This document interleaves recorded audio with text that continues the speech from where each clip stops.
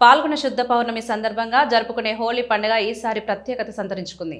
మార్చి 3వ తేదీ మంగళవారం హోలీ పండుగతో పాటు మధ్యాహ్నం సంపూర్ణ చంద్రగ్రహణం సంభవించనుంది. పండితుల వివరాల ప్రకారం హోలీ పండుగను ఉదయం శుభముహూర్తంలో జరుపుకోవడం శ్రేయస్కరమని తెలిపారు. మార్చి 1న దక్షిణాది కామదహనం, మార్చి 2న ఉత్తరాది కామదహనం నిర్వహించబడినట్లు పేర్కొన్నారు.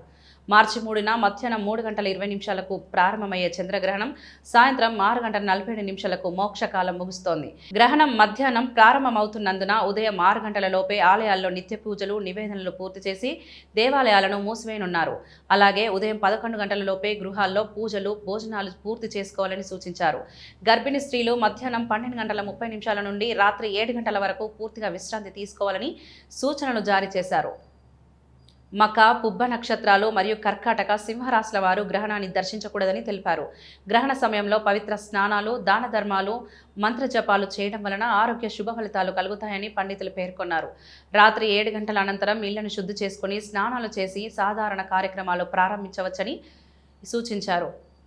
ఈ వివరాలను నగర ప్రధాన వైదిక పురోహితులు మంగళంపల్లి శ్రీనివాస శర్మ వెల్లడించారు.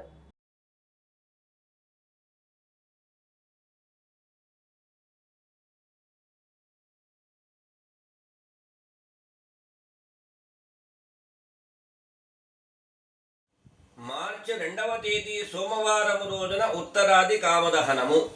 మార్చి 3వ తేదీ మంగళవారము హోళీ పూర్ణిమ. హోళీ పండుగను ఘనంగా జరుపుకోవడము అత్యంత శుభకరము.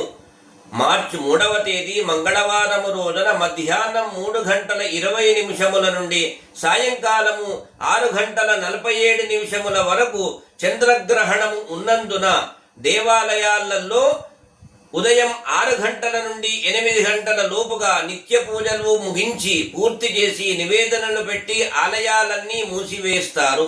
వసతి గృహాలలో ఉదయం నుండి 11 గంటల వరకు నిత్య పూజలు, హోళీ పండుగ వేడుకలు, సంబరాలు, భోజనాదులన్నీ పూర్తి చేసుకోవటము శుభకరము.